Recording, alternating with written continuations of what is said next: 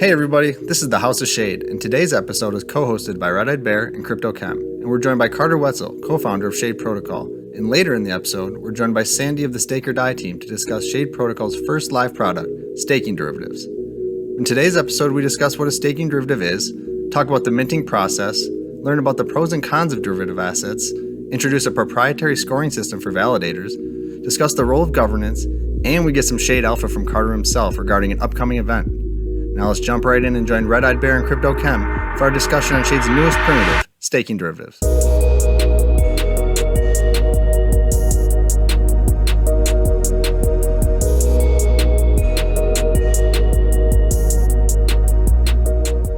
All right, and we're live. Super excited to sit down with you today, Carter, and talk to you about the recent developments between Shade Protocol and Secret Network.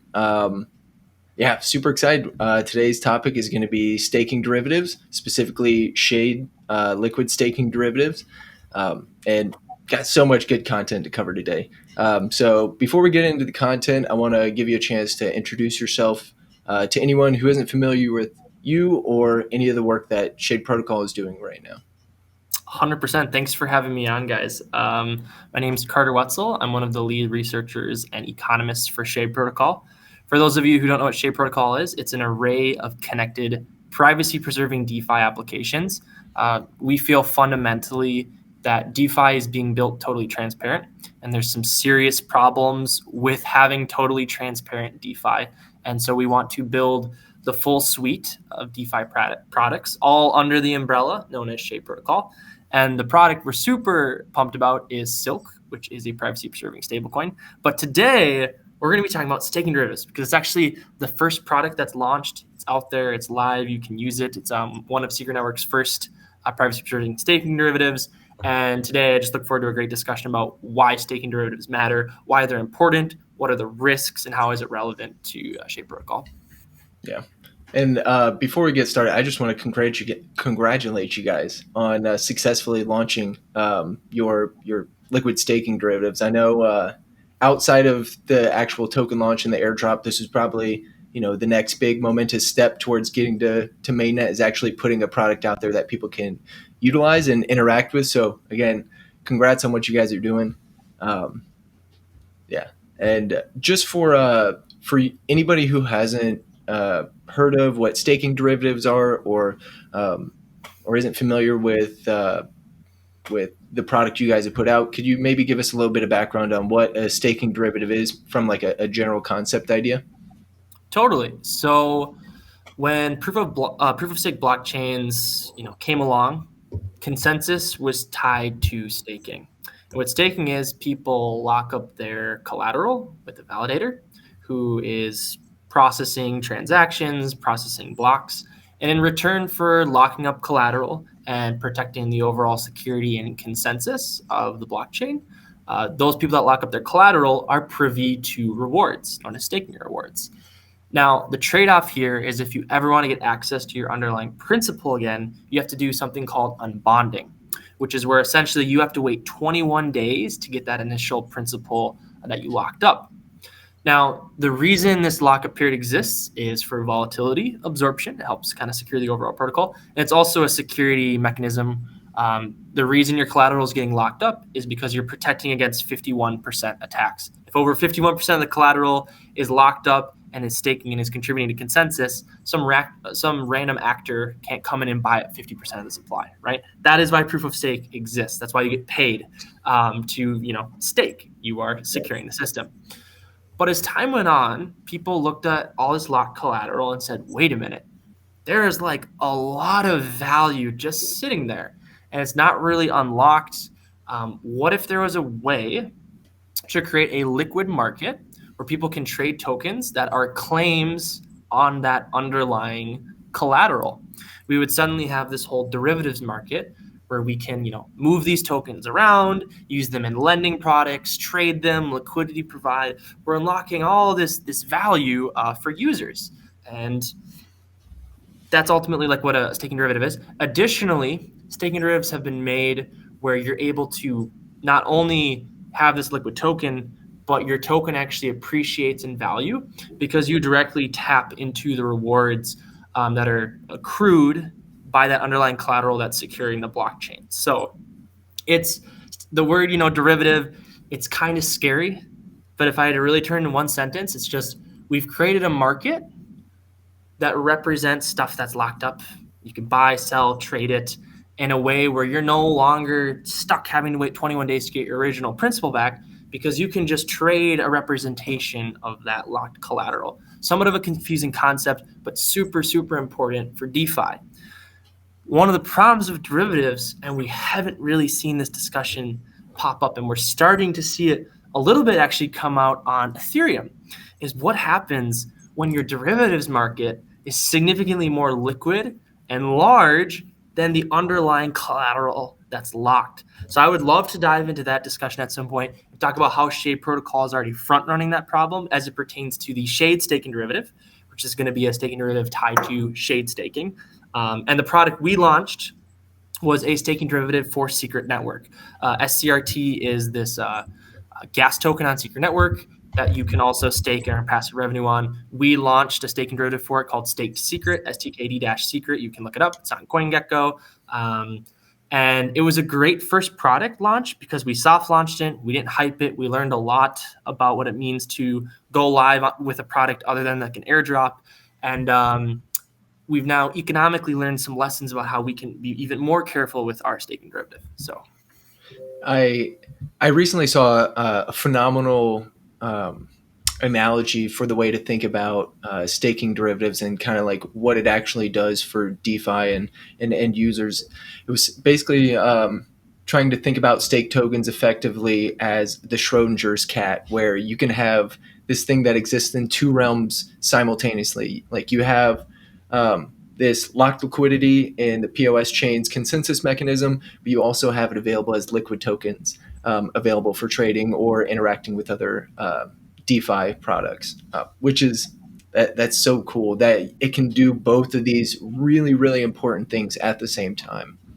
Right. And we kind of talked about that, like capital inefficiency you spoke about, where when it's locked up, you're really not doing anything with it. I mean, you're getting your yields, but you're not really able to put it in liquidity pools and really put your money to work outside of securing that network, which it's incentivizing you for.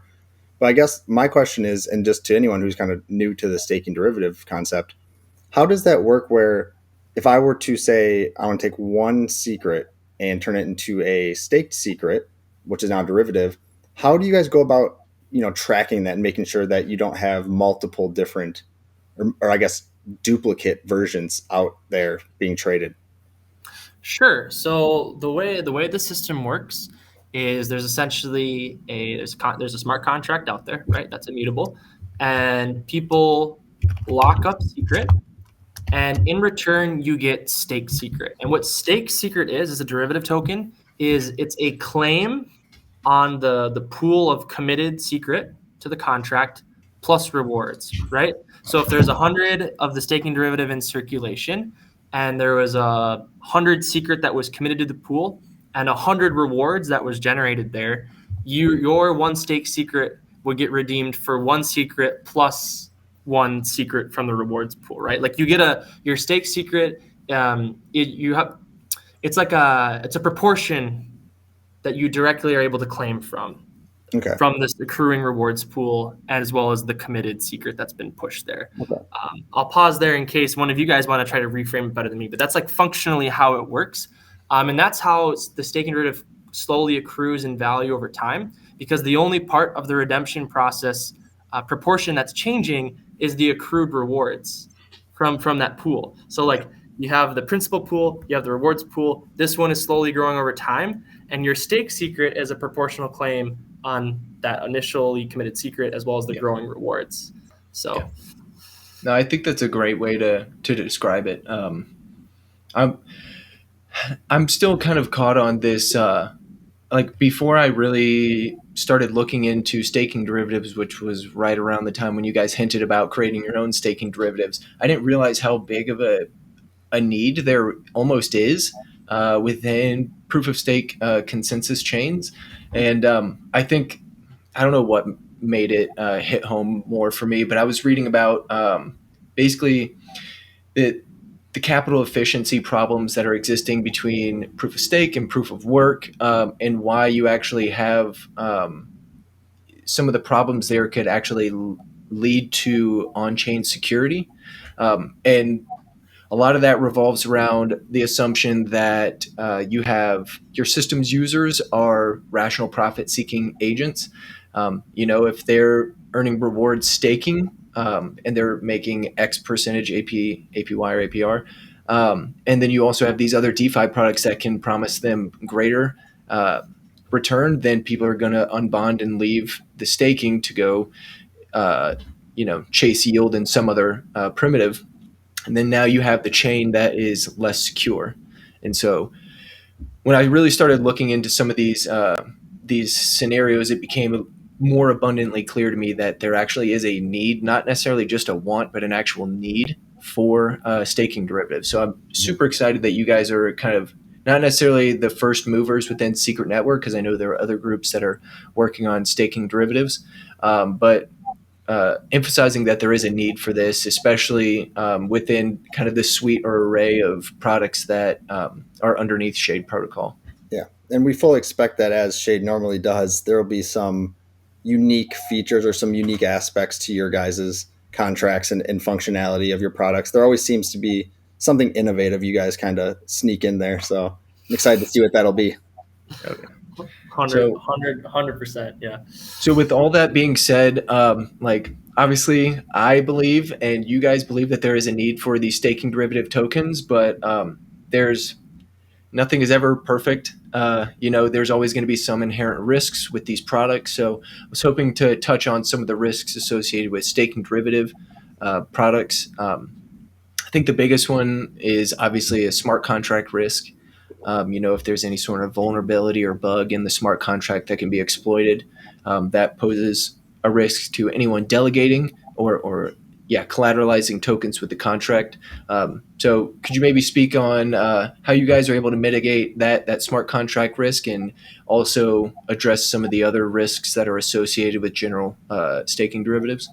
Sure. Excellent question. We'll start with the smart contract risk. So we'll start off with who built it. Badrick, the individual that helped define the SNP20 token standard that everyone uses on Secret Network, was actually the person that built the smart contracts on this.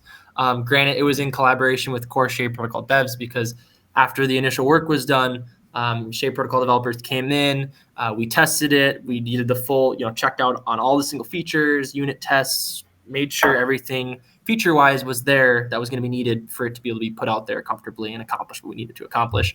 And then we also had an auditor come in and take a look at all the different code, and we were able to get through and pass all the tests with their audit. So from a standpoint of incredible builder that built it, Shade Protocol devs delved into the code, made sure it needed to do what it needed to do. We had eyes on it there, and then we also had an audit on it.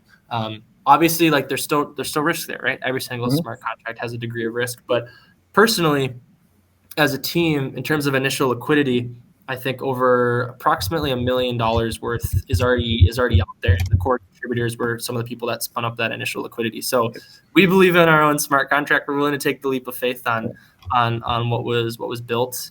So that's smart contract risk. Now we can talk about risk of staking derivatives in general. The biggest risk of staking derivatives is if there's more staking derivatives out there, it's more of a liquid market than the actual underlying token. You could imagine a world where some sort of black swan event happened and everyone holding staking derivatives can just dump, right? Because it's a super liquid market. Yep. And there's essentially a 21-day unwind period where the original token, it's like a ticking time bomb, right? Because there's people that are going to be arbing between the derivative and the regular token, that unbonding period. And so it's a bomb that goes off 21 days later, right?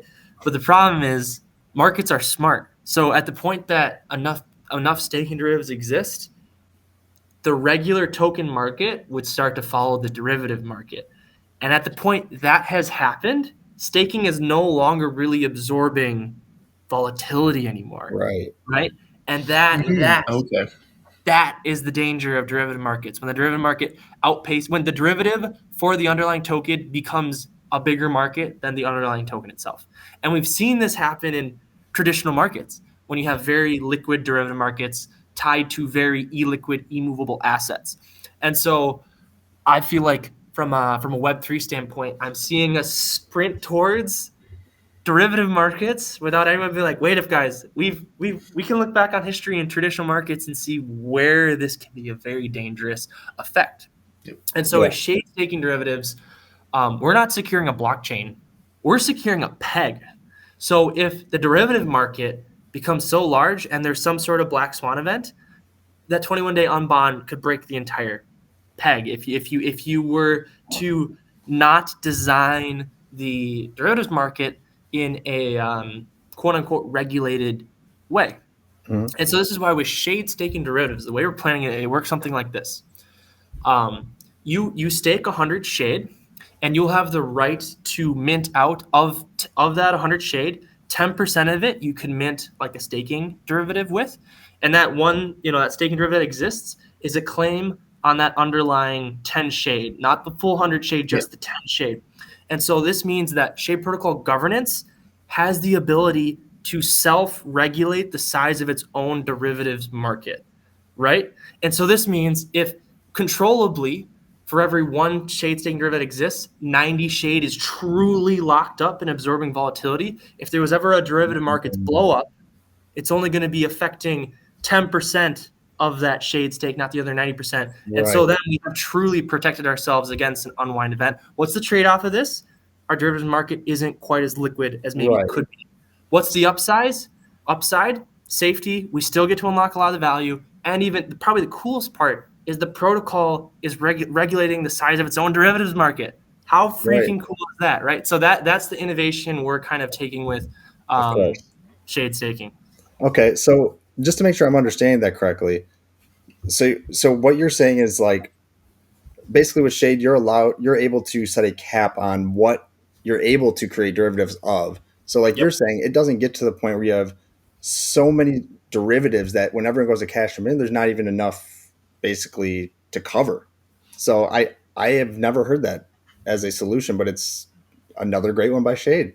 Well, and it's about the volatility absorption ultimately, because if we just said, you can have as many shade staking derivatives as you want, the question then becomes like, well, why wouldn't I create? Like a staking derivative is like conceptually better in almost every way. More capital efficient for sure.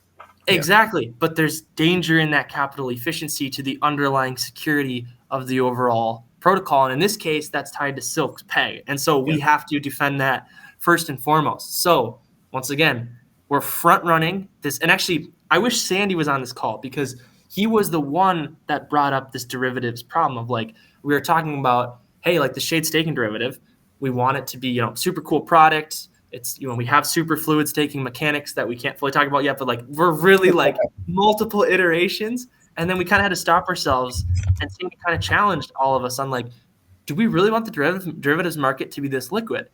And I was like, that's a great question. And so we started doing research, started doing the economics of it. And it was like, hold up, like not only was, Sandy challenging us on that question, absolutely valid. No one's challenging the derivatives space right now in crypto anywhere. Everyone's just saying, oh yeah, just like derivatives. And like some people on Ethereum are kind of like with Lido, they're like, wait a second. A lot of people are doing this. Is there a trade-off? But it's too late for them. Like it might be. Some of these things like are almost too late because there's not a mechanism in place to self-regulate. So so it's just this is like it's kind of scary to watch unfold. I don't know if this is going to be something 5 years from now. People are like, remember that Carter podcast where he called out the derivatives market's just going to blow up on DeFi somewhere and break something? Like I'm calling it now. Derivatives will blow up a market or a blockchain somewhere. We don't know yet. It sounds radical because it hasn't happened yet, but if derivatives outpace the underlying asset, bad things happen, period, in the name of capital efficiency. But where have we heard that before? Oh, this is more capital efficient market, and then everything crashes. Like, I've heard that before. And on top of that, you have this issue of centralization with these protocols like Lido that have almost, I can't remember the exact number, but it is a significant portion of the staked Ethereum is on Lido. And once they go fully to proof of stake, it's going to be even more concentrated. They have tons of different validators, but if you look who's running those validators, it's a very concentrated group. And so that's another issue you face in general with these protocols is this centralization, which I guess, have you guys thought about how you're going to combat that aspect of the staking derivatives? Yes. So oh man, this is too much. This is too much. Oh, okay. I'll say it. Okay. So we'll take all the alpha you can give, and we'll understand if you can't. Yeah. So pretty much all right. So let's go back to the 90-10 split. I'll go back to that example. Okay. So like that 90% that's truly staked, like you commit your vote and you're good to go, right? That's totally traditional voting, nothing weird. The voting stuff that gets weird is like, how does a staking derivative vote on governance? So right now what we're planning to do is Guy Garcia did some incredible research on governance. And he found like a Cosmos SDK module where essentially, like traditionally, the way a lot of the staking derivatives work with the governance is, let's say there's 100,000 staking derivatives out there. All 100,000 people vote on a proposal. And if 51% of that 100,000 votes a certain way, then everyone's votes get cast for that outcome, right? Okay. That's not really good though, right? It's like, okay, it's like a subset of voters voting, and whoever wins here gets to cast everyone's vote on chain for that specific thing. So Guy Garcia has found a way where when you vote with your staking derivative, the vote that gets committed is purely, it's like a perfect split. So like if 51% of people on the staking derivative contract vote for a yes and 49% vote no, the tally just gets pushed into Shade voting, where it's like, oh yeah, we received X amount of votes for yes, Y amount of votes for no. And that's actually a revolutionary thing with staking derivatives. Most people haven't been able to do it that way. They haven't designed it that way. But now it's a perfect translation. Your vote as a staking derivative is exactly how you wanted it to vote, and your impact is still there. So it's very interesting. How would that work then with the actual secret that's staked to the validators? So because the validator vote will count those. So then how, by you using your staked secret, aren't you kind of duplicating your vote? So I was specifically talking about Shade staking and Shade staking derivative and Shade governance. Yeah. So we are still operating under the same unfortunate outdated governance model most staking derivatives are forced to use on secret network, like with layer ones, right? Where you're not able to do that like direct translation of vote. So like the current secret staking derivative that Shade Protocol has launched, the governance module is in there. We just have to build a front end on top of it. But that does follow the same unfortunate outdated model of like, hey, 51% voted yes, 49% voted no. That means the staking derivative contract, all of that collateral is going to vote the way that wins. So that's unfortunate. But like I said, this is the beauty of like launching a product like this, is like, it's not a perfect product, but we're learning what components of it are like, I wonder if we can do better for that with Shade staking derivative. And it's still a form of governance that's being used. It's just we can do even more effective governance than that. Now I do want to talk about the beauty of the secret staking derivative, because we actually put a lot of thought into this. So the secret staking derivative is right now it's delegated to 21 different nodes. I want to start with that, because most people that launch staking derivatives, they only have it to like 3 or 4 nodes, because it's actually extremely profitable to have the majority of the staking collateral go to the original builders. Mm-hmm. Right? Yeah. They don't even need to grab the fee stream from the rewards. It's just that the collateral is staked with them, so they win. Yep. So I promise you, go check out staking derivatives on any network, and what you're going to find, it's going to be like 3 to 5 validators, right? And they're winning big from it. We decided, and even as like one of the builders and contributors, it was like, oh man, like we really have to like let go of like any sort of greed and just be like, we're making this a public good, right? Like we're just gonna make it as public of a good as possible. And so the way it works is we have 21 nodes, and there's minimum requirements to get into the set. But we're going to be, for V2, we're taking it to the next level, because we are creating a universal validator score that's contingent upon 4 things: uptime, commission rate, governance participation, and decentralization. As in, smaller validators will have a higher rank within the system, and there's going to be weights attached to each 4 of those categories, and it's a mathematical formula that's completely neutral, that's going to be updated every quarter, and that's what's going to determine who is in the validator set. And even better is we're going to have power rankings, so that you can have 1, 2, and 3, And based off of where you fall in the power ranking, you'll get a higher amount staked with you. And this actually creates incentive for validators on Secret Network to be as performant, as active in governance, and as friendly with commission as possible. But we do it in a way that still allows the smallest validators to actually be at an advantage with how the weight's tied to decentralization. So if you're 30th largest node and you're like hyper active in governance and you got that commission rate at a reasonable price, and you have really good uptime, you might be the best node on the network technically. Like you might be in that highest power rank, and that's going to allow you to grow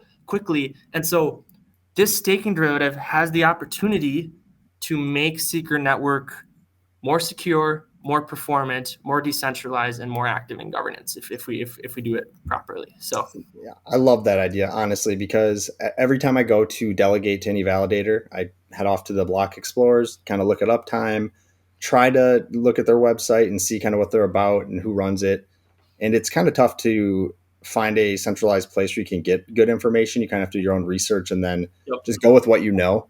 So to have a system that's objective and is going to give at least one basis point for you to make a decision is amazing. Especially like you're saying, rewarding the smaller validators to incentivize not only decentralization, but to incentivize these smaller validators to try to get into the set. I know with some of these larger chains like Atom, it's becoming increasingly harder to even get in the set because you have to have such a substantial amount of Atom to meet that minimum threshold. But if you were getting brought up to the top of the list in front of all the users and saying, like, hey, they're small, but they're doing everything right. They have great hardware and are able to keep their uptime at 100%. Maybe you should think about going with this validator instead. And I think that's an excellent innovation you guys are adding to Shade because it's something that needs to be, I think, brushed up across the cosmos. And it could be such a powerful network effect because let's say 10 million secret are committed to the STKD-secret staking derivative that Shade Protocol made. Yeah. Every quarter, you could have someone who was like a rank 60 node that's been Sandy's actually here. That's super cool. That's a super small node. They could get leapfrogged super far up the set because like everything gets redelegated around and they're a power and it's like and then things get more and more competitive.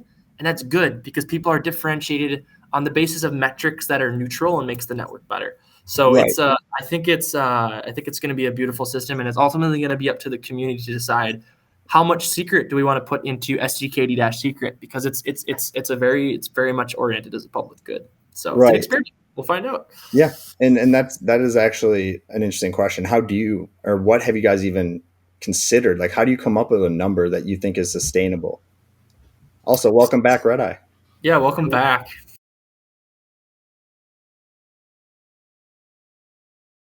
I just wanted to highlight that regardless of what product we're talking about, whether it's staking derivatives or we're talking about maintenance of Silk Peg, or if we're talking about Shade staking, like at its core, governance is such an important aspect of all of this stuff working and being flexible and being able to adapt to changing economic conditions, changing user conditions, and it means a lot to me as an investor, someone who really wants the best for this protocol, that such an emphasis has been made on making sure that the voices of people are heard and making sure that things aren't necessarily kind of stuck the way that they're instantiated or the way that they were initially put out into the world.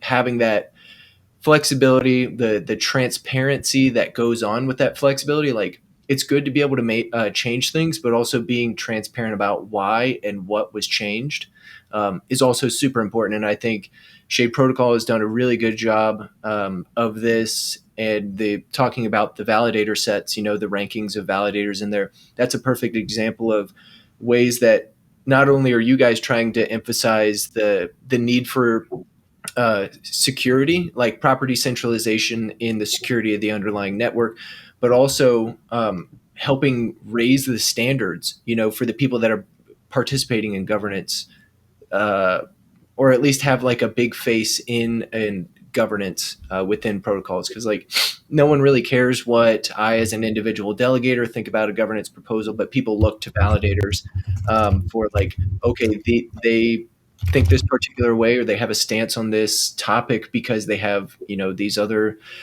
this knowledge that I don't have. So I should be able to trust them in what their judgment is. And so the way you guys are going about prioritizing, governance, participation, uptime, your commission rate, making sure that you're focusing on the end user through governance.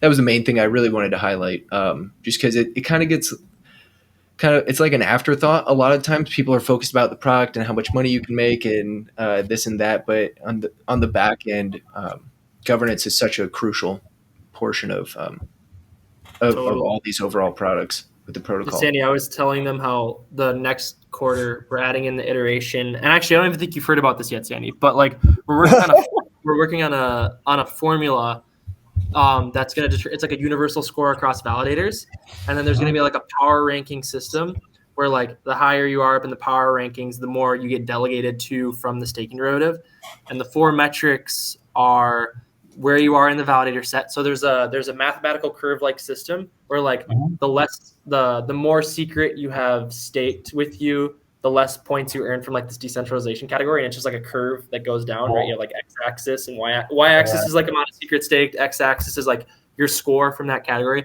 So you have like a decentralization score. You have an uptime score. You then have a how active you are in governance score. And there's also a commission score. And so there's weights attached to each of those categories. It's biased towards uptime. I believe it's like 60% of your score comes from like your overall uptime score, because we do want to be focused on performance above like anything else, like because that's like super important. And then there's weights tied to the decentralization.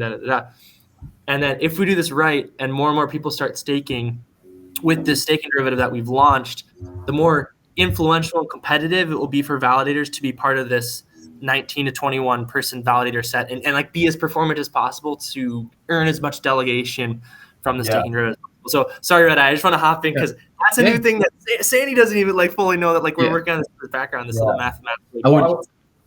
I will say that one thing that the whole sort of story of this was like building this product, we ended up doing a lot of work with Carter and with. Are all you guys with Shade or who am I talking? Maybe you can just tell me who you're talking to. So this is like an internal thing where you guys aren't outside, right? So I'm talking to Shade right now. So technically we are just, we're not part of the Shade team. So we basically bootstrapped up this podcast / marketing arm, I guess, with obviously Shade's blessing. But we're not like officially involved with the protocol. So this will be like an interview that we'll put out on our actual YouTube page, and then we'll tweet it out just to everyone so they can kind of see what's going on with Shade and get an idea of kind of how some of these products are going to work. Awesome. Yeah. Well, I only asked that because I was going to say like when I gave it to you guys or when it moved over to, so like the original thing I started working on, we got really far. We had to do a little bit more work because there was need for things like what Carter's saying. So originally it could only have 3 validators. And originally there was no weighting that could be set up for the validators. And originally there was no, this sort of entry and exit fee as well was a thing that was added. But besides that, right, the thing was working. I had it going in testnet. And going to launch, it was so strange because like I've never had this feeling with a software product that I built before where I started getting really nervous. Like I'm going to put this out there. It's going to be, people are going to accept it. And then I'm going to lock their money in. It's going to be, you know what I mean? Like, or something like that.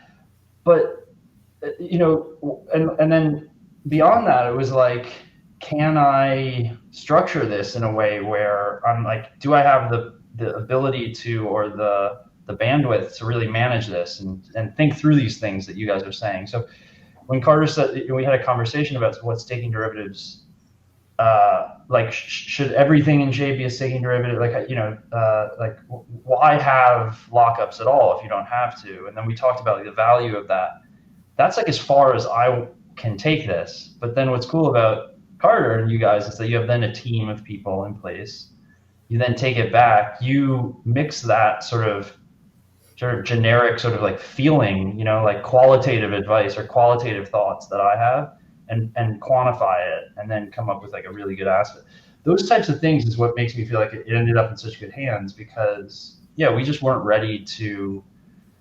It's like it was Bill and I are both developers, and then when it came to sort of like marshaling a community or any of that kind of stuff, it just got anyway, it's kind of a funny product that way.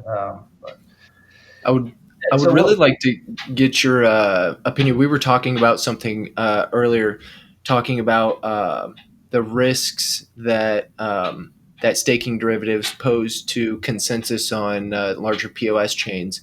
As the size of the derivatives market could potentially get bigger than the actual than the staked underlying collateral market, you could see some real problems with the ability for the chain to absorb some of that volatility, and could potentially see some security risks there. So maybe if you could touch on like what made you realize that there was this problem, and how are you guys trying to go about mitigating that? Yeah, so from a consensus standpoint, the problem could have been that, let's just say that we launched and we only had 2 validators in the set, myself and Badrick, right? And honestly, we set this up as like, how could I get more delegations to my validator? That was the idea.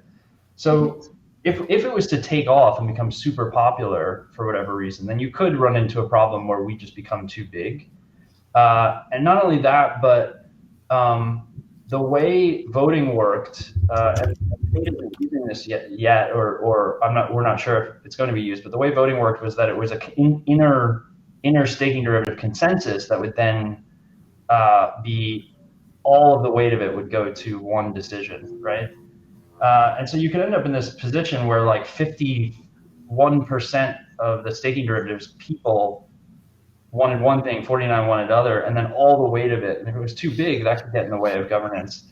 And if those validators go down, there could be a consensus problem as well. But I think that the more what you were asking about is like the systemic risk, I guess, of to the chain itself. It's like, why does the question starts from like, why does the lockup exist to begin with? And why 21 days? Like, why were these things all decided, right? And I guess my concerns about this and bringing those to Carter came from a conversation I was having with someone at Confio about a chain that they're launching that's a permissioned chain, where they said they aren't going to allow staking derivatives. And I was kind of like, why? And then they started just sort of pointing me in directions. And maybe I could take this even a little bit further back, my background. But out of school, I was like I wasn't even a coder or anything like that. I was more like into writing and stuff.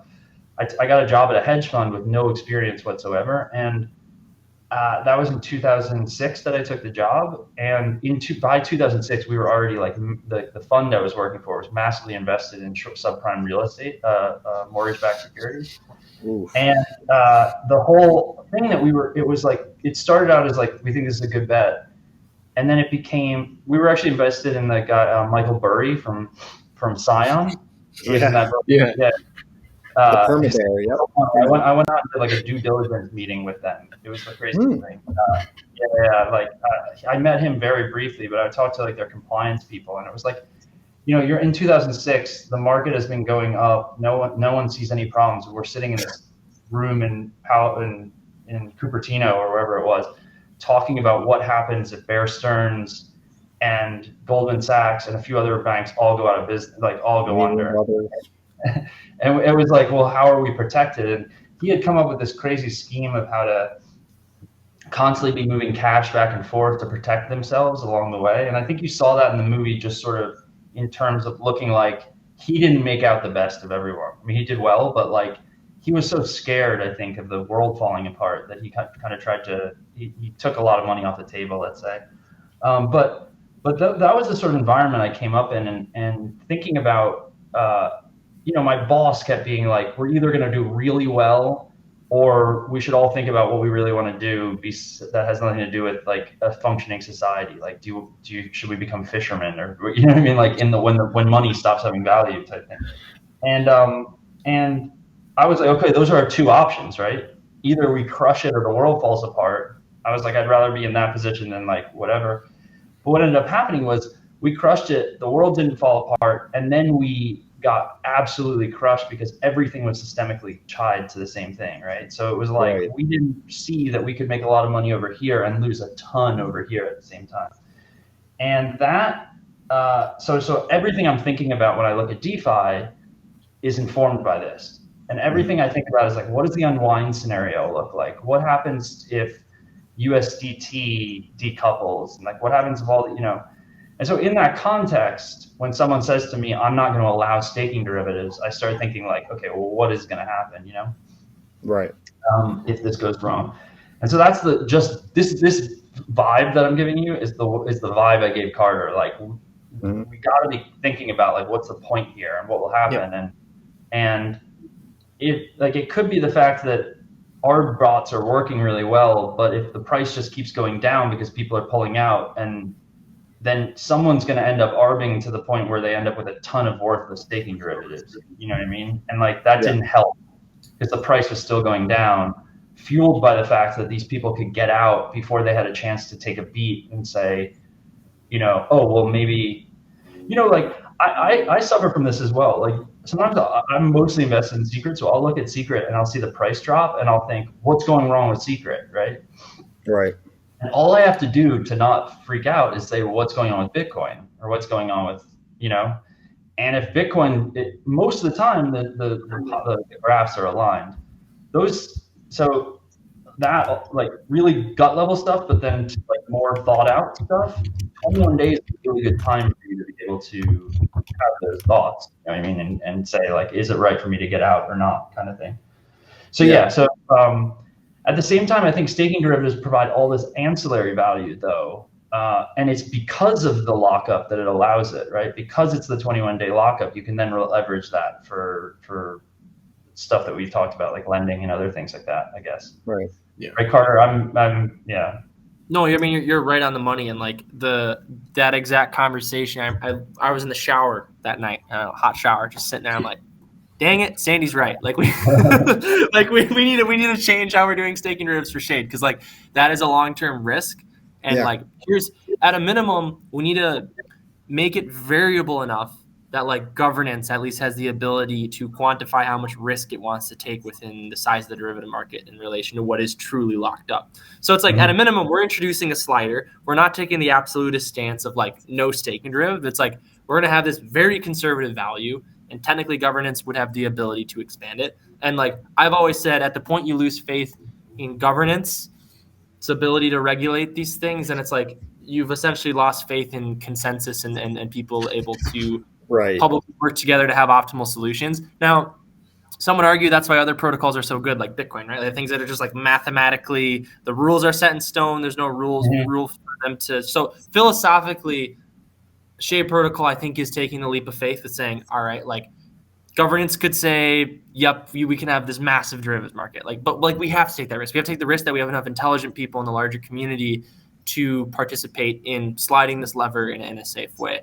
And maybe that will be our ultimate unwind, but like I believe in the great experiment of governance. And I think as long as we have, like, we don't assume that the derivative market's going to be safe out of the gates. We assume we're suspicious of it, and we start it super small, and we get to observe other networks and the people that don't play it out conservatively. We let them educate everyone via the flaws of taking that massive risk. Then I think it's okay to have it that way. But Sandy, you absolutely change the course of the protocol potentially based off of one conversation of just like challenging us conceptually. I'm like, do you really want a fully liquid staking derivative market? Is that actually a good idea? And it's like, dang it, like he's right. Like, that's not a good idea. That's a terrible idea. So and you look at something like CeFi that has that, and even in their like infinity pools, like if it's like a 10-day thing where once you pull out you don't get rewards or something like that. It's like they're working to roll back the idea that it's fully liquid.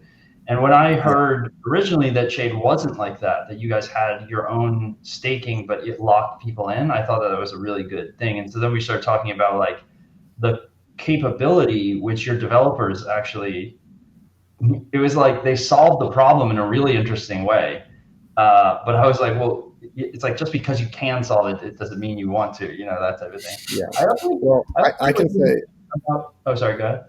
I'll just say I can say from I come from a traditional finance background. So when I hear derivatives, I immediately go back to 2008, 2009 subprime Right. mortgage crisis with all these, basically bad loans and derivatives that were made off of these junk loans and all this. So I immediately, my flags go up when I hear that. So when I hear that you guys have already considered these risks and have like basically taken what you've learned from that experience and now implemented the next iteration of what you think a derivative should be, to me is that's exactly what we should be doing in these protocols, is taking things from the past that we've either seen work or not work and try to improve on them, or take advantage of things that we know work. So I think you guys are kind of doing both, right? Like, we know derivatives can work, it's more capital efficient, but where's that balance of risk versus efficiency? And that's where the market should decide, and through governance I think they will. And if Yeah. you get too aggressive, people will likely lose money or will lose value. And then governance will likely make a change because people don't like losing money. So as long as the incentives align, in my eyes, governance should be able to find a medium balance where you're using your capital efficiently without getting the derivative market too liquid where you're risking the overall underlying protocol. And you could add in like hard capped friction where it's like on an annual basis that parameter can only go plus or minus, or well, probably only plus, never minus, but it can only increase by a maximum of like 5% per year. So then over the course of 5 years, it's like, okay, if governance was just hyper bullish, zero risk tolerance, they expanded that to 25%, right? Yeah. So you can do stuff like that where it's like, I'm going to trust governance, but we're going to hard cap just how far we can go. And so like, these are all considerations that, like, Well, also putting down, community we should think about, Yeah, putting downsides on it as well. Like, you get liquidity, but you lose what? Right? That kind of is important, I think, as well. It's like checks and balances, essentially. Yeah. Like, you gain liquidity, but you lose, from the standpoint of secret, you lose the ability to like harvest your rewards. They take your rewards and invest them elsewhere, right?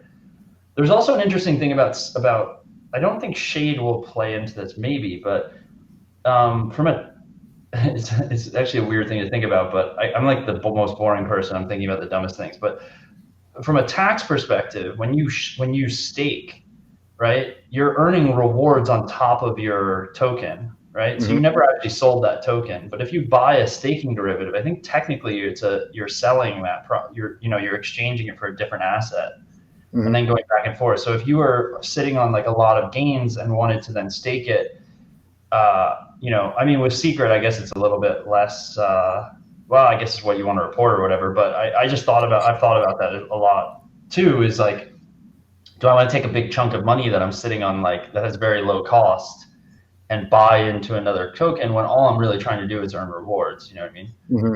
So yeah, there's a bunch of sort of risk tolerance things that I think are interesting. I also really like I think that anyone in Cosmos who isn't really deeply, like, philosophically embracing governance is deluding themselves in a way to thinking that like, I thought this Juno thing was actually, the Prop 16 was actually a really interesting event, because I think it basically said, this is like, whether you like it or not, this is the way this whole thing is set up. This is the way these delegated proof of stake voting based chains work. Like, this is not Bitcoin. And if you want it to be Bitcoin, you should probably, you know what I mean? Or if your chain is advertising itself that way, or your project is advertising itself that way, but still has this governance thing in it, it feels like a little bit either disingenuous or like kind of naive on your part to think that governance is never going to take certain steps. You know what I mean? So I think it's important to think about that, early on. There's inherent risk anytime you allow governance, because you're giving up your ability as the protocol owner or owners to make decisions for the protocol. And that's kind of what's feeding this whole decentralized Web3 attitude, is because you get the power back in your hands as a holder of the token, rather than giving it to other people to decide what they're going to do with your capital, or with the product that your capital is invested in. So 100% that's a risk you take with governance, but it's, I think, what also brings a lot of people to these proof of stake type products, because you have an actual say in how it's going to develop and grow. Well, yeah. And then exactly. And you're also, it's a much, in my opinion, more humble, smart approach, is to say, I don't know if I'm going to get this right day one. You know what I mean? I think that there's a thread that runs through the sort of Bitcoin maximalist way of thinking that reminds me a lot of like, I don't know, sort of like not that smart libertarian kind of value people who, like I imagine, I'm probably going to piss people off, but like are like Anne Rind fans, right? Who read that in high school and are like, that's the way the world works. It's perfect. I get it. And then, but as you grow, you realize like things are more complicated like that. I think projects need to be more humble in the way that they approach things like that. So if you can set yourself up for good governance, good systems, good incentives, align, that kind of thing, I think you can. I think that's who's going to win in the long run. Mm-hmm. Yeah.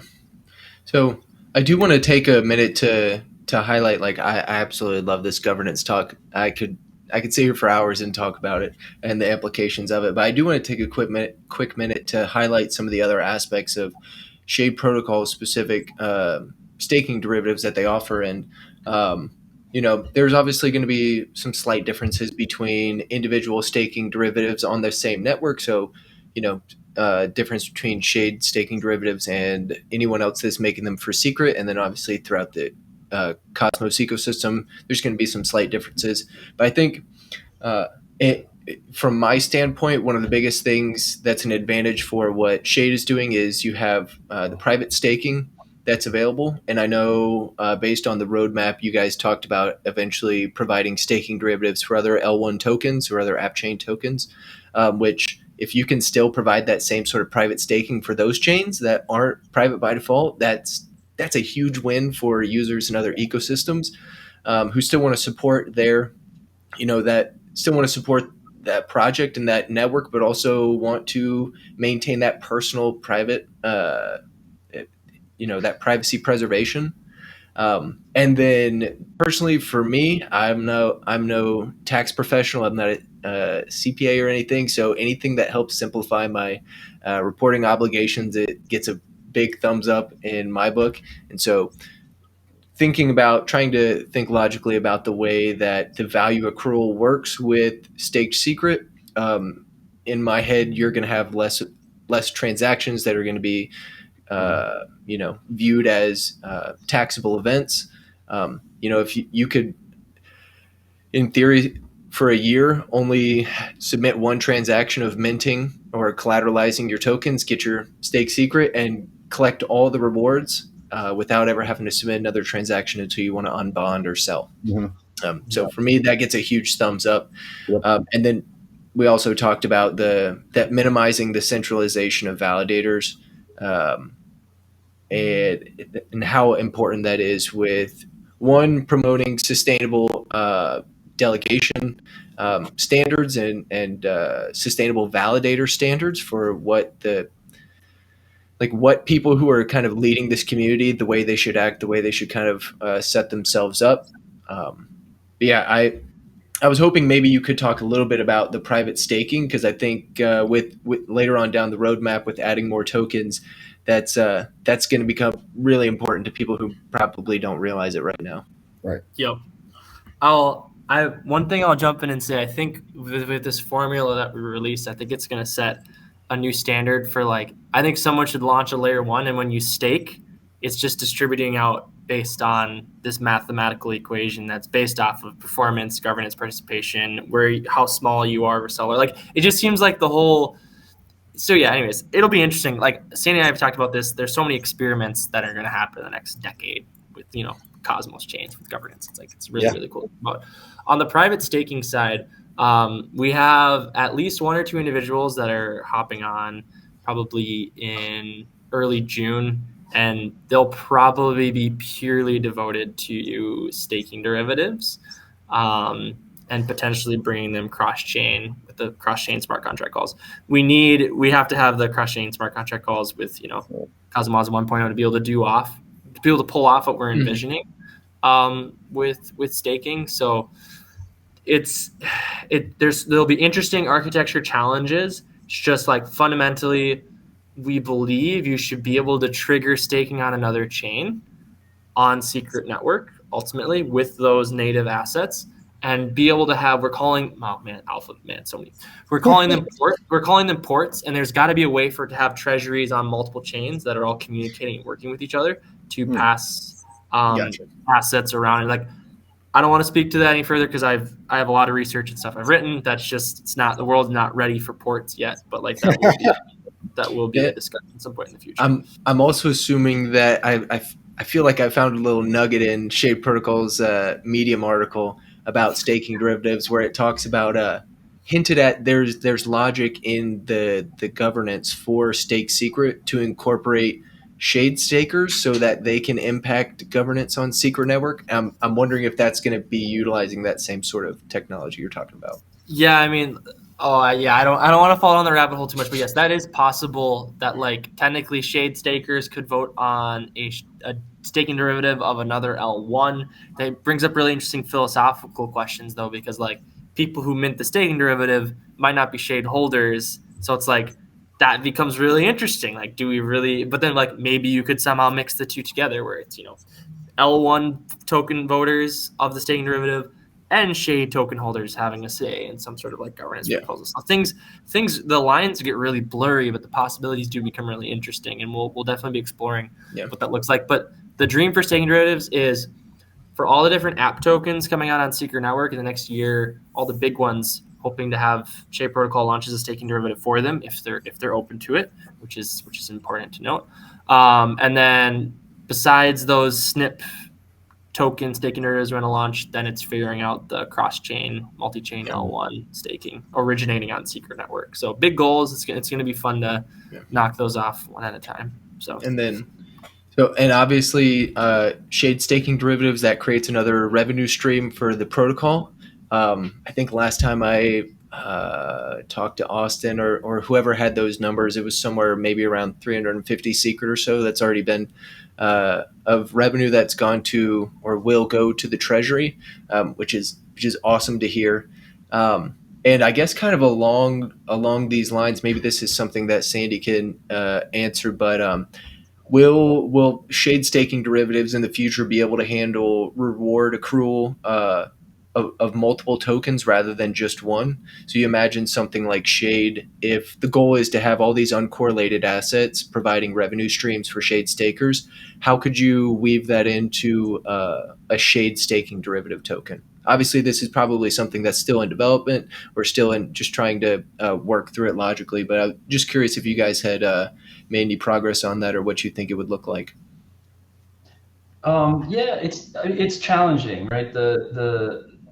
I don't know how much. I'm trying to think how much has been released with what the Hydro guys are doing, or not, or what is personal conversations. Maybe I won't say anything because I've had a few personal conversations where they're doing interesting things, and I don't know what of that is private, so I won't say anything. But okay.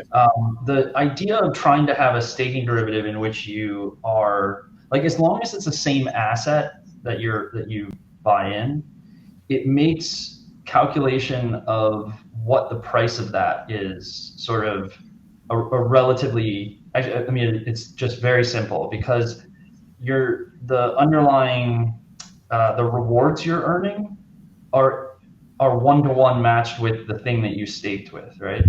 So calculating the value of the token is just taking the total number of tokens in circulation, taking the total number of total amount of, say, Shade in this example, and dividing it by the total number of Shade staking tokens or amount of people that put in. So if you put in 1 and there's 1.5 in that thing, then the price is 1.5, is 1.5, right? When you start adding rewards in a different token than what you put in, then trying to price that token in the thing that you put in means that you need to be doing some sort of like Oracle work or figuring out what the underlying, what that relates to, right? So the division is not, I don't know. Let's say you like stake Shade and you stake Atom and you earn Shade. Then how many Atom is one staking Atom token? The answer is whatever Shade is in that contract plus whatever Atom is in that contract divided by the the number of tokens outstanding, but those two are different values, so it's a little bit hard. Start doing more and more challenging. So then you end up in situations where you're trying to do things like regularly sort of cure rewards, I guess, and then have them and then convert them or something like that. Like that's one thing we thought about, like some sort of automated conversion thing.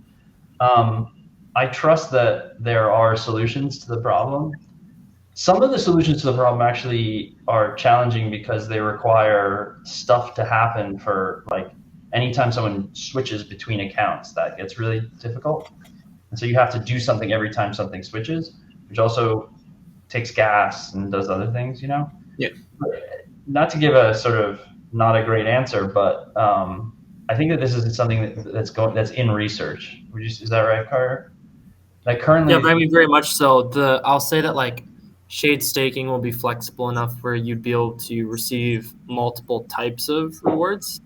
But the staking derivative, being able to redeem for multiple types of rewards, I don't think that's been necessarily accounted for, and it's something that we could consider accounting for. Meaning like you could use your stake derivative to earn the other tokens, but not redeem for other tokens. Well, I mean, ultimately, like redeeming is realizing the compounded rewards. You either like sell it on the market, right, in a liquid form, and you've realized your upside in rewards accrued, or you redeem and you wait the 21 days and you get back your initial staked shade collateral plus rewards. And so the problem you guys have pointed out is like, or Sandy pointed out, is it's definitely like interesting that redemption process can be complicated. But for regular traditional shade staking, it shouldn't be that difficult to have multiple SNP 20s coming from the treasury contract that you can just go claim. Like that conceptually isn't difficult, but redemption back to conglomerate stuff is a little bit more complicated. Right, because you're balancing the current prices. One solution to it might be incorporating NFTs into the process, because the big problem is the staking tokens you get back when you put in secret and you get back secret or stake D secret, right? Those stake D secret are totally fungible, and so if 10 stake secret exist within the contract, and that earns, each one of those earns one secret in rewards, let's say, like, or sorry, there's 100, so 10 people each having 10, and they earn one secret, and then someone else buys in, right? Like suddenly the pool gets bigger, and everyone's rewards that they've earned over that time is now spread over to this new person who just popped in. You know what I mean? If you're just doing like the simple calculation that we use to calculate the price of stake D, the way that works with this staking derivative is that you buy in at a higher price, and so you're buying in above the value, and then so that makes sense. But if you used an NFT, for instance, you could actually be tracking the rewards on each individual staking token over time, and saying like, okay, when I sell these tokens, I'm not selling stake D shade. I'm selling stake D shade ID 54321 or whatever it is that has its rewards recorded in it in some way. That might be one way to approach the problem, and maybe fractionalize NFTs, although I'm not totally sure how that plays into this. Might actually be usable in this way as well. It provides a lot of really interesting I was gonna say that would be a really cool way to merge the two different like spheres of crypto, DeFi, and NFTs, and be able to leverage the tech stack of one to benefit the other. I like that. That sounds really interesting. The beauty of fungibility is simplicity, and so it's like whenever you introduce non-fungible markets, things get really trippy.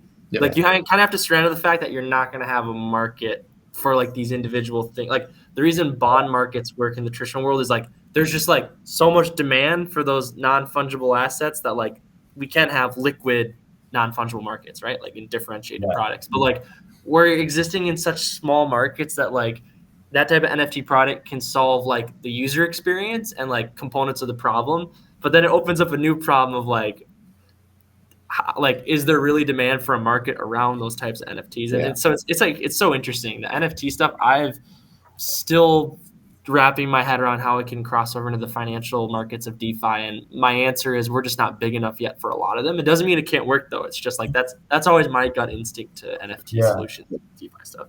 So Yeah. one last quick thing I want to touch on, just to help end users, especially I think providing some clarity around this for normal users, maybe not power users.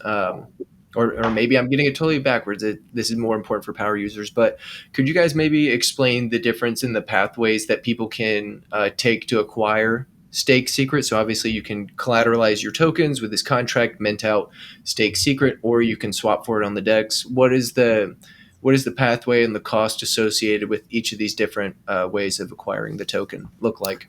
It's a great question. So your first option is to go to app.shadeprotocol.io/staking derivatives, or you can go to shadeprotocol.io and click on the staking derivatives button. In there, you're able to deposit secret. There is a small 0.2% minting fee that's taken. That's what goes back to the DAO that creates the sustainability for the product. And then in return, you'll mint out staked secret, the derivative. And from there, you can just hold up. You can just hold it. You can just sit on it. And your token will slowly appreciate in value over time. And you have two options once you have the staking derivative. You can sell it on the DEX and realize that slow appreciation value, or you can withdraw it, and that's where you wait 21 days, and you'll get the original secret collateral plus the rewards you've accrued over time. So method one to get stake secret, go to the Shade Derivative site, mint it directly, pay a small 0.2% fee. Option number two is to go on Sienna and to just straight up buy it directly off the market. The market, it's over $1 million worth of liquidity over there, so pretty nice. It's continuing to grow. We're working on trying to potentially have Shade LP rewards available for the S secret / stake secret pair. I don't have any official alpha on that, but like we're in progress on hopefully getting that set up. That would obviously drive a lot of demand for holding the staking derivative, which is pretty cool. Yeah. So yeah, those really are the two options. And there's people already that are like arbing. Like if someone buys too much stake secret from the DEX or sells too much, we're already seeing people doing like time value of money arb. Okay. In both How directions. is that working, Carter? Are people like what are the ARBs using as the baseline price of which to value it against? Yeah, so there's apparently one of our so the person that's building Sky is one of the core developers. Here's some other potential alpha. There's an ARB bot that's being designed that would potentially bring revenue to Shade stakers, because there's essentially like a time value of money ARB where like there's an intrinsic value of secret. I don't entirely know the calculation. We should have a whole episode for get Jaxis not here, by the way. Guy's brilliant. He's super smart. But there's some way to calculate intrinsic value of secret, and so when market goes below that, you can figure out the 21-day unwind, and you're like earning more nominal amounts of secret, but you're giving up the fact that there's that 21-day unwind. So that ARB does exist, but most ARBers won't take it because 21 days is way too expensive for them. Like that cost for a normal arbitrage player, their money is more valuable than having collateral go away for 21 days. But for something like Shade Protocol and integrating that into like a super long stance where you're like, yeah, of course we want to earn 3 secret because we believe in the underlying protocol. Like even though our time value of money, like, yeah, it has to do with people's different risk profiles and how much they value money in a given moment. And so that's where like that arbitrage is when the Shade staking token or the secret staking token is being undervalued, because then you buy it at a discount and then you unwind it. The other one is the immediate ARB, which is everyone's doing, is that like if it's ever overpriced, you literally mint and immediately sell and realize your upside. So that's the one that's automatic, that's super lucrative that everyone's doing. The other one is the time value of money equation. So yeah, they have the unbalanced pools, and then they also have the time value ARB that you're speaking of, which is probably a little more difficult to calculate for most people. So I imagine most are just doing this simple, going to a liquidity pool, seeing it's weighted one side too heavy, and basically taking the outputs out.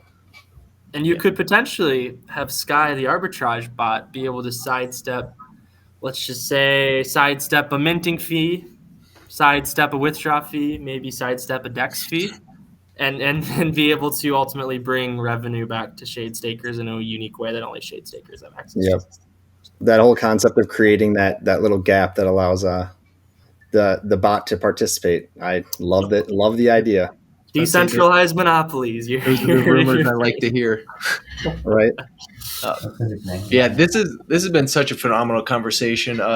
I think we've provided some really good insight into the need and demand for staking derivatives. Not only, obviously, Shade is this first one that they put out is Stake Secret, but there is a demand for staking derivatives in all types of different crypto networks. And I'm really excited to see the role that they play in DeFi.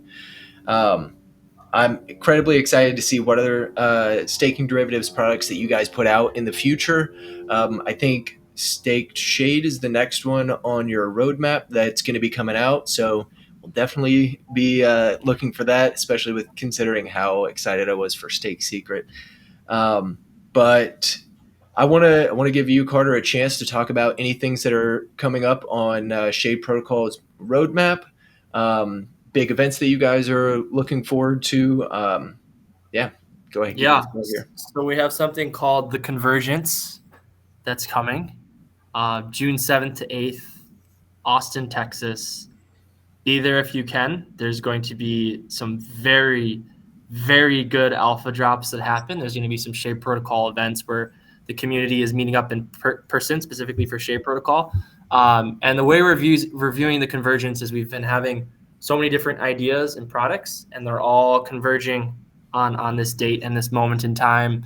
Could be some product demos, could be the announcement of Silk being launched. Who knows what's in store? So be sure to converge at Texas with us.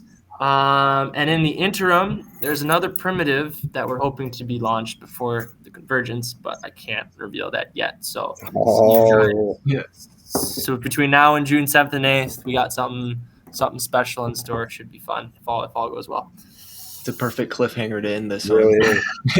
Clip that at the start, right? Yeah. Like, where was that in the episode? The carrot was dangled. Say what? Will Muhammad be there? Muhammad might be the only person that can't make it, but we have from like everyone else should be there. We're sad, just like travel related restrictions stuff. So yeah. Excited to see the team for sure. Yeah. I know House of Shade team is definitely going to be in Austin, so we'll be there repping with Shade Protocol. Super excited as soon as I heard about this and the opportunity to go there and just be completely immersed in everything Shade and DeFi. That literally sounds like the perfect place I'd want to be right now. Sandy, are you going to be able to make Austin, Texas? Are you going to swing down there? I mean, it sounds like I have to. What is it? What's the date? June 7th to the 8th. It's at Decentral, Austin, Texas. And the Secret Network is sponsoring the event. I think they are the primary sponsor. So nice. Shade will also be there. We will have a sponsored booth and highly recommend going. I know a lot of Secret Network folks are going to be headed down there. We have an Airbnb for 14 people. I think we're filling it up to the brim for the most part. So it's going to be, we'll have some good times, we'll say. Nice. It's going to be fun. Some celebration. That's awesome, guys. I'll make it. I was about to say, he's about to force your arm, Sandy. No, it's great. Texas is closer to Mexico, too, so my crew can hopefully meet up. Very nice. Well, thank you, Carter, and thank you for Sandy for making time this weekend to sit down and talk with us about staking derivatives. I know I've been super excited about this product coming out, and I know other people are. The opportunities that it's giving us within DeFi and the extra liquidity and security that it can help provide is going to be really important over the coming months and coming years. So I'm glad we got to sit down and talk about this. There were so many topics that we could just expand upon and talk about for hours in themselves. But I think this is a good background to give people specifically around Shade staking derivatives. So we will make sure to include links to Shade Protocol's staking derivatives Medium article, as well as some of the other interesting articles and papers that we use to kind of come up with some of our thoughts surrounding this episode. So make sure to check out the description below to find those. As always, thank you everyone for tuning in and listening to what we've got developing at Shade Protocol, and we'll see you next time. Hey everybody, thanks for listening. And thank you to Carter Woetzel of Shade Protocol and Sandy of the Stake or Die team for joining us on the House of Shade podcast. Make sure to check out the links in the description below to learn more about Shade Protocol and the staking derivative product. And please help support the House of Shade in our mission by liking the video and hitting that subscribe button. Thanks, and see you all next time.